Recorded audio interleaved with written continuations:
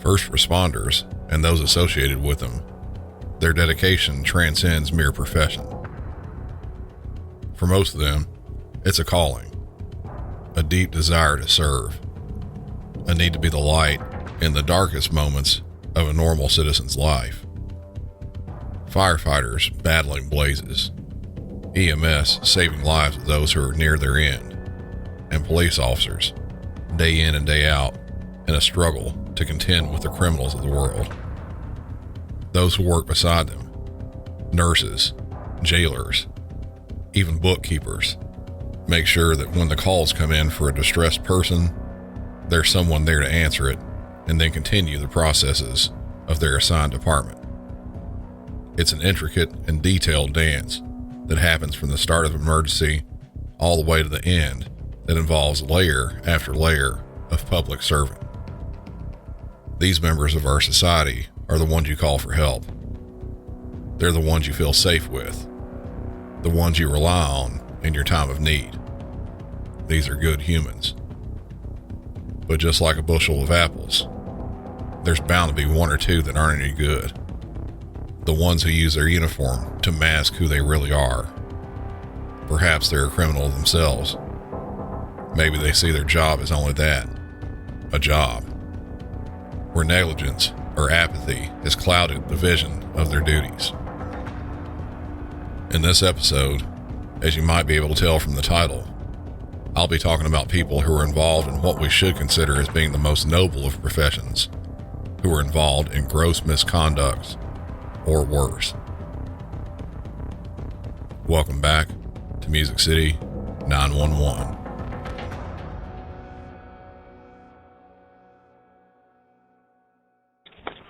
Do you have an emergency?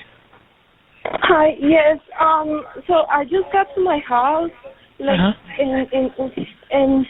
I was getting into the apartment, and I heard some people in the second floor yelling. And what's the address? Saying,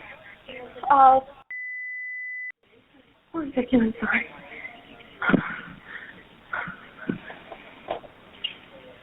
One second, I'm looking for the people. What's your address? What's your address? Yes. Okay. And you heard, hold on 1 second. What did you hear exactly? So I heard, I saw the girl and the baby. They were in the balcony, and she was yelling to the guy, give me the phone, because I'm going to call the police. So you heard yelling? Yes. Your phone's breaking up. Your phone's breaking up, ma'am. You heard yelling? Yes. Okay. I heard yelling. Okay. Which apartment are you in? What is your apartment number? I can't understand you. The phone is breaking up. Hello? Hello? August 15th, 2023 at 8:26 p.m., just north of Fort Lauderdale, Florida, in the city of Coral Springs. Local dispatch receives a call from a woman who is hard to understand. It's likely that she was having some sort of phone connection issues, which is possible inside an apartment complex like the one she was calling about, the MAA Coral Springs Apartments and the 9200 block of Ramblewood Drive. The caller was reporting an argument between a man and a woman, the woman asking for her phone. Not much further is given other than the address and apartment number, both of which were redacted from the call. Police were dispatched, but with something like this, simply an argument that's possibly domestic related, chances are it got a non-emergency response. Police would go with no lights and sirens on.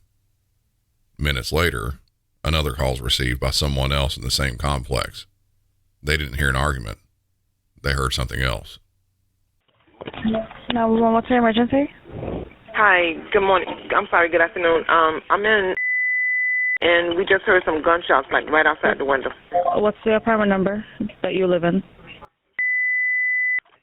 And it's right outside your door? I don't know, but I don't want nobody to come to my door. I hear it. I'm in my bedroom. I hear it right outside the bedroom, but my girls was just in the kitchen, and it sounded like they heard like right in the hallway. It sounded like it was like one shot and then a series of either 5 or 6 shots together. Yes.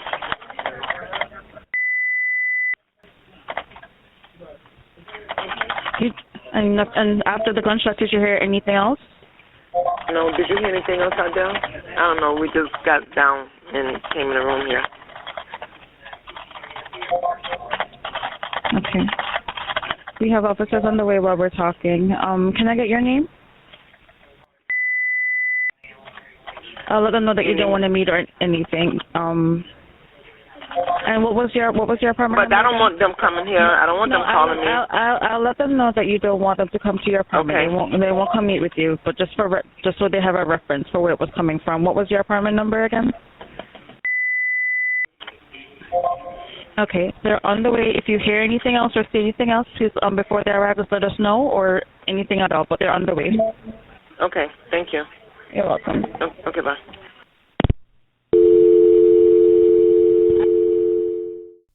From the same complex and roughly the same area that the first caller was reporting, now there are gunshots. While it's possible that the two are unrelated, the chances that they are related are pretty good. Just like in the last full episode, when shots are fired in a crowded apartment complex, multiple calls start hitting dispatch. 911, what is your emergency? Yes, good evening. I just heard what sounded like 6 gunshots somewhere right around the vicinity where I'm at. Hold on, sir. Repeat your address. Sitting in my living room. Next thing I know, I heard what sounded like a gunshot, and then 5 immediate shots right afterwards. So somewhere in this immediate vicinity, it sounded like somebody was shooting off a gun. Were you able to tell where it was coming from, like which direction? I was inside my apartment with the door closed. All I know is through the glass there, I heard the sound, and it was not a firecracker. It was specifically 6 gunshot sounds. Okay. Probably small shots. It looks like we're getting multiple calls coming in on this. Can you just give me your apartment number one more time? I'm so sorry. I had to close that call out I started. And what was your name?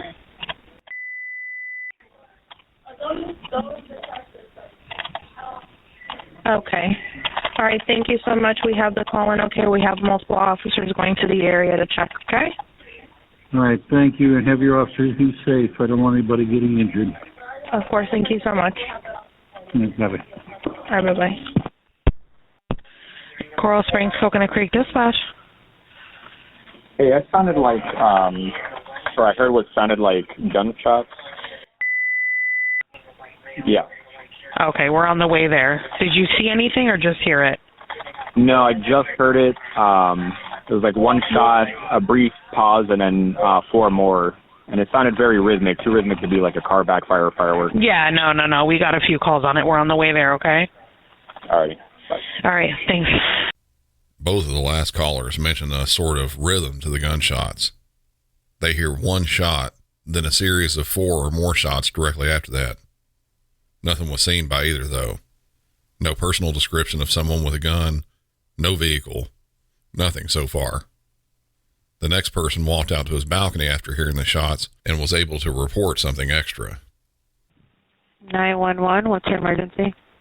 Yes, I just would like to report. I just heard gunshots in my neighborhood, and then I saw a white SUV Mercedes SUV leaving the premises. Like they had a kid in their hands running. They got in the car and they sped away. And what's your address? Yeah, I just heard it about 45 seconds ago. What was that? About how many did you hear? I heard 4 shots. I heard 1, and I was like, what was that? And I heard screaming. I came on my balcony, and I heard 3 more, and then I saw a male running to his SUV. It was a white Mercedes SUV. He had like a little girl in his hand. He got right in the front seat with her. And like, you said it was a white SUV?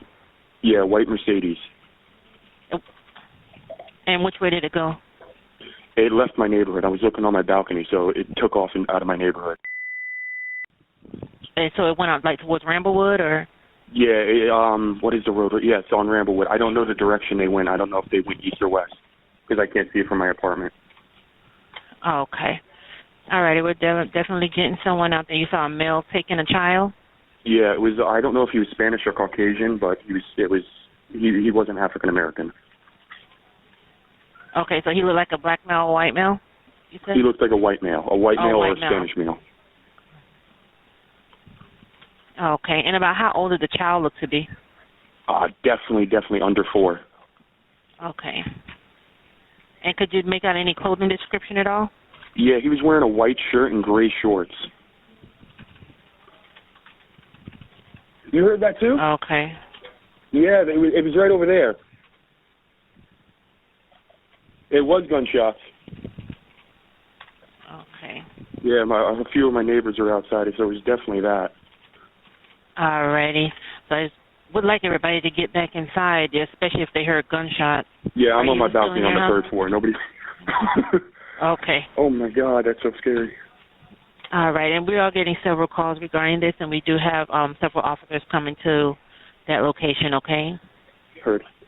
All no, right, I'm on the phone. I got his description, what he looked like, and everything. Yeah, it was the white SUV Mercedes. Okay. All right, and thank what's you your very name? much. It's a good callback number for you. All right, we will get. Would you like to meet with an officer at all, or? I mean, need to call sure, you, I'll see him down there because I just want to. I don't want anybody. I want to just be as helpful as I can in this. It's crazy. Okay. Yep. So I have your number here to give you a call as well. I have it documented. Okay. Yeah. Thank you. Thank you so much. This whole thing just got very messy. Shots fired being called in by multiple people.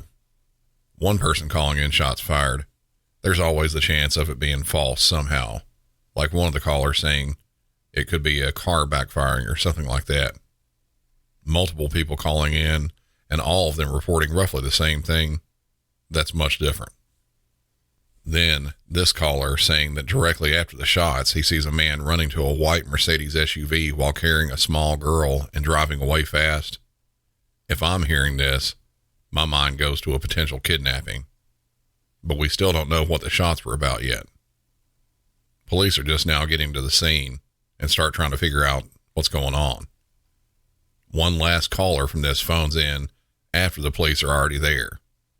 This caller requested a Spanish interpreter. I've cut off the first portion of the call because it was just them connecting. The dispatcher does connect him with a language line and begins asking what he knows about what happened at the apartments.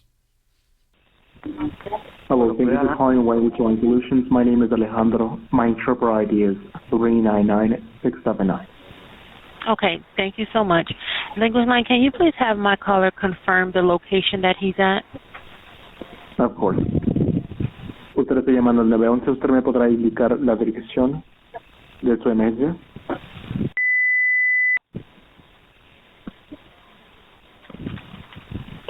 Una disculpa, señor, ¿me podrá repetir la calle nuevamente?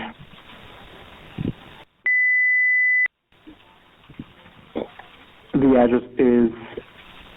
Oh, I apologize. Let me start over, miss. I do apologize. That is... Okay, in the apartment? Correct. Okay, and ask him what did he see going on there? Sí, claro. En esta ubicación, ¿qué es lo que está pasando? Bueno, mi cuñada me acaba de llamar que escuchó un tiroteo en el segundo piso y como que una persona cayó del segundo piso. Ella no se ha tomado porque está muy nerviosa, ella está sola en mi casa. Yes, the thing is that my sister-in-law did call me. She told me that there was a shooting going on and someone did fall off the second floor. Okay, I'm sorry. And just repeat that for verification. Yes, my sister-in-law did call me.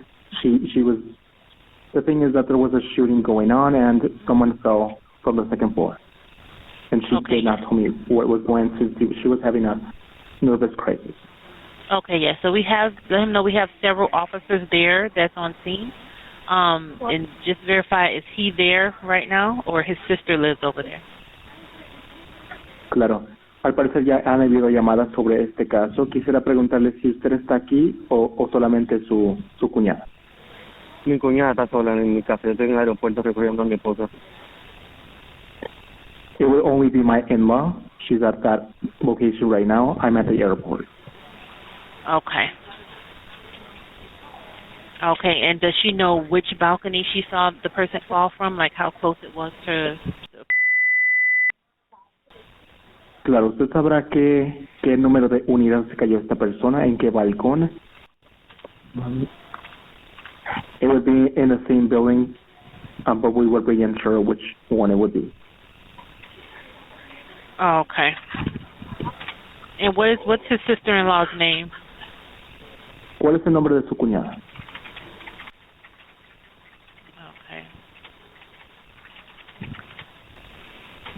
Okay, we are definitely going to get someone out there, okay?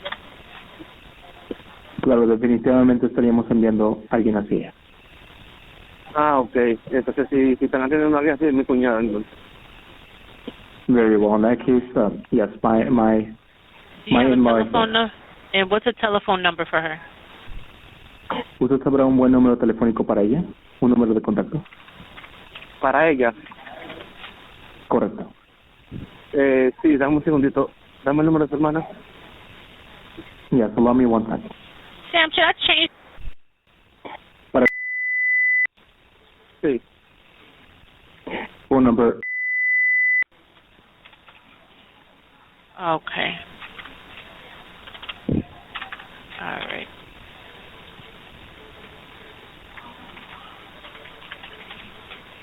Okay, and what's the caller's name? ¿Y cuál es su nombre, suyo, señor? And what's his telephone number to verify? ¿Y cuál es su número telefónico de usted? Phone number. Okay, in language line, just repeat that number for verification, please. Okay, all right, perfect. Just let him know that our officers are more than likely going to go speak with his sister-in-law, but there are several officers in the area right now. Sí, claro, muy bien. Solamente quisiera avisarle que en cuanto lleguen los oficiales, más seguro quisieran hablar con su cuñada para ver qué es lo que ha sucedido o si ella tiene alguna información. Sí, está bien. Mi suegra me dice que ya ella está con los policías en la casa. Que está con ella. Yes, that is fine. My in-law has already told me that there is someone there speaking to the officers right now. Okay, perfect. Okay, thank you. Muy bien, perfecto. Okay. Gracias. Have a good one. Bye-bye. Que tengan muy buen día. Hasta luego. This is Ben Sherber speaking. I will now disengage from this call. Thank you so much, man. Thank you. No problem. Bye-bye. Thank you. This type of call is something that happens with non-English speakers, and it happens quite often. A victim or a witness to a crime decides to not call the police, but to call a friend or a family member that may speak some English and have them call police. Even with some English being able to be spoken, oftentimes you will still need to use an interpreter. That's what happened here. The biggest piece of this caller is him reporting that not only did his relative see someone get shot, they saw the victim fall over a balcony onto the ground. When police started questioning people in the area, one witness advised they heard a gunshot, then a child start screaming, and then a series of further shots. Police made it to the area of the apartment that was reported by most callers and found spent shell casings as well as blood running down the wall leading to a second-story balcony. The last caller we had may have interpreted the information a bit incorrectly, or maybe it was told to him wrong, but the woman didn't fall over the balcony. She was still there on the balcony, shot multiple times, and already dead. The victim was identified as 24-year-old Diana Hurtado. The search was on to find any clues as to who did this, where the little girl is, and obviously if she was all right. Police got a solid lead a couple hours later when they received a call from the girl's biological father, Jordan Chavez. He said that around 11 p.m. his daughter showed up at his apartment with a 21-year-old man named Chase Harder. Chase had visible injuries, scratches on his arms, and also had blood on his shoes. He was dropping off the 3-year-old and claimed he didn't know where the mother was. After he left was when the father phoned police to report what had happened. When police arrived at that apartment, they questioned the little girl, who was the 3-year-old daughter of the victim. The 3-year-old saw everything that happened, but likely due to her young age, could only say that the suspect hurt her mother and that she had fallen to the floor and went to sleep. After looking further into the suspect, police found out something shocking. He is a detention officer with the Fort Lauderdale Police Department. He also served in the Army Reserve as military police. Chase Harder would later turn himself into police, showing up inside the lobby of the Coral Springs Police Department, and then was taken into custody. It was found out later that the victim called police around 2 weeks prior to the shooting to report that her boyfriend had sent text messages threatening to kill her. During that call, when asked about the suspect information for the threatening messages, she fell silent and the phone disconnected. She didn't answer any follow-up calls from the police regarding the matter. I'm guessing that she may have changed her mind about reporting the threats. The night of the shooting, it's believed that the suspect showed up at the apartment where an argument, then a fight ensued, and he shot the victim multiple times before fleeing the scene with the 3-year-old girl. Chase Harder has been charged with premeditated murder and intimidation by sending threats to kill or injure. He is currently being held in the Broward County Jail without bond. A statement was released by his employer. The Fort Lauderdale Police Department is disappointed to learn of the arrest of one of our employees. The details surrounding these allegations are very difficult to hear and do not reflect the character and professionalism expected of the men and women of our agency. As a result of this arrest, Harder has been placed on administrative leave without pay, pending further investigation. We extend our deepest condolences to those affected by this horrific incident. With HelloFresh, you get farm-fresh, pre-portioned ingredients and seasonal recipes delivered right to your doorstep. Skip trips to the grocery store and count on HelloFresh to make home cooking easy, fun, and affordable. That's why it's America's #1 meal kit. Whether your resolution is to save money, eat better, or stress less, HelloFresh is here to help you do all three. Say hello to your most delicious year yet with fresh ingredients and chef-crafted recipes at a price you'll like, delivered right to your door. This time of year, everyone's looking to revamp their eating habits. Look to HelloFresh's wholesome, health-forward options like over 30 calorie-smart and protein-smart recipes each week. All the meals I've received from HelloFresh have been awesome. The Parmesan chive, chicken, and potatoes with mixed greens and honey Dijon dressing in my last kit was insanely good and super simple to make. Go to HelloFresh.com/MC911free and use code MC911free for free breakfast for life. One breakfast item per box while subscription is active. That's free breakfast for life at HelloFresh.com/MC911free with code MC911free. 911, where is your emergency? I can't for you. Can you say that one more time, caller? Caller? Hello, caller, can you hear me? I can't for you. Oh, okay, I'm going to transfer you over to medical. When they get on the line, I'll speak first. Milwaukee Fire Department, what is the location of your emergency? Police or medical. Callers possibly state she can't breathe. Well, what is the address, please? Oh, my God. What is the address, please? Howard, What is the address? about the corner of that you think the Congress, and you put a bus. Phone number you're calling from, please? Tell me what happened. I don't know. Well, what's the reason you're calling for medical help? How old are you? Howard, How old are you? 29. Is your breathing normal for you?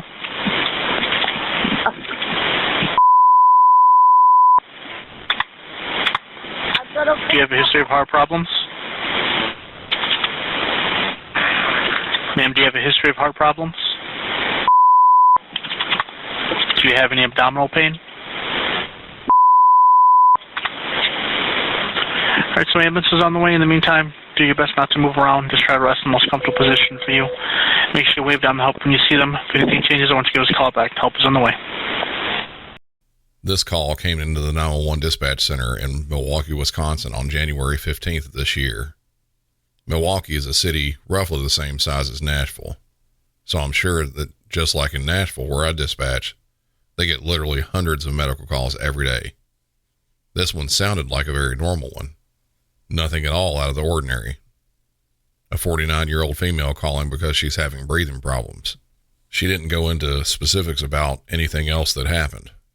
She stated she was by the bus stop at the corner of 76 and West Congress. After the phone call was over, paramedics from the Curtis Ambulance Service were dispatched to the scene.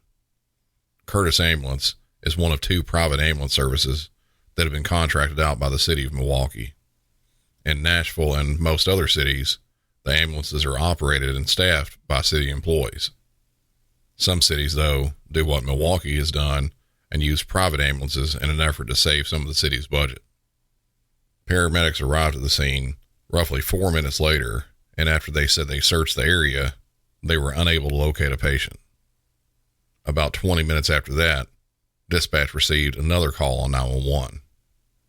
Hi, I am on the corner of 7600 West Congress by the 76 bus stop, facing northbound, facing southbound. There's a lady right here on the corner. I don't know if she's alive or if she's awake. Can you tell me exactly what happened? I live in front of this apartment. I was on my way home and I see this lady on the side of the road in front by the bus stop, and she's just on the ground laying down. Okay, can you see her breathing at all? And there's a CNA right here.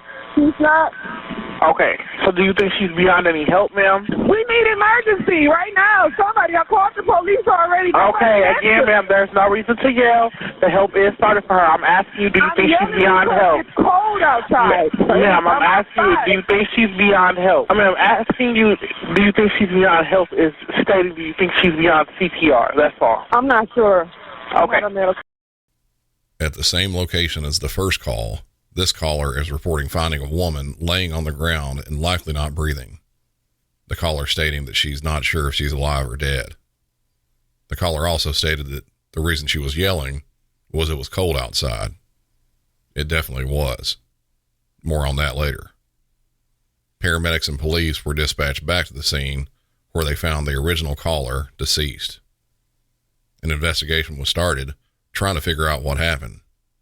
There were no witnesses that saw anything, just the second caller and someone else past that who showed up much like the other caller and just saw this woman laying on the snow. Officers on the scene speculated that she may have slipped on some ice and hit a fence or a gate, and that put her on the ground. They started looking around for any buildings that were close by that may have had security cameras that could have showed what happened. They located one on an adjacent building that was pointed to the corner where the victim was found.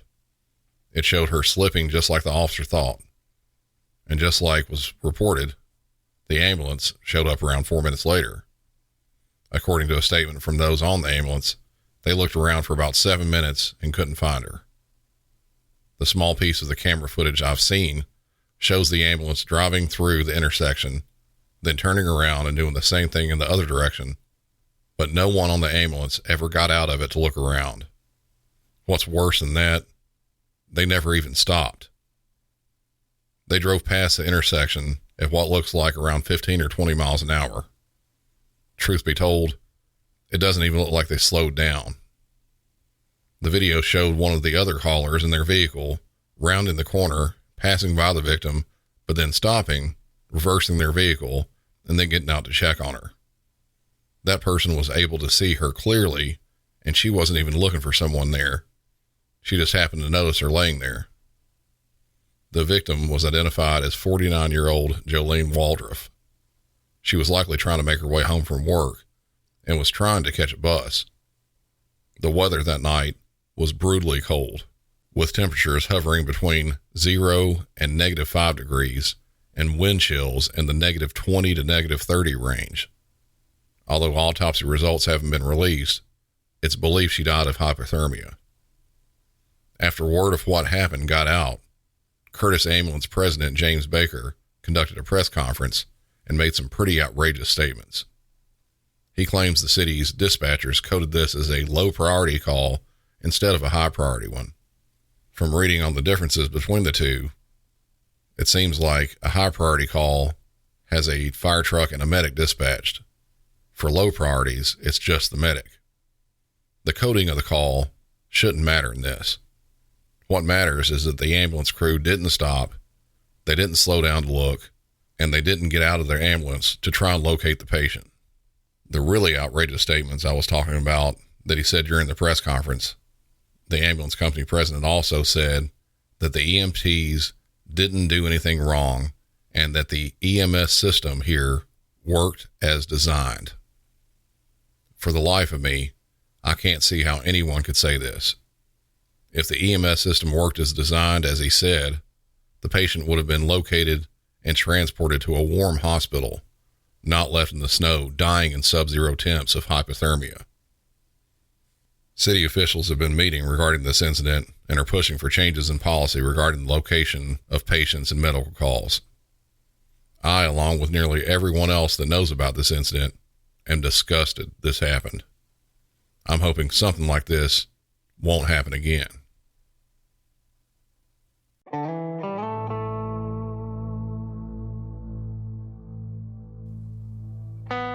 That's going to do it for this episode. Sorry if these incidents left you feeling like I do about them. People in public service should do exactly that, serve the public.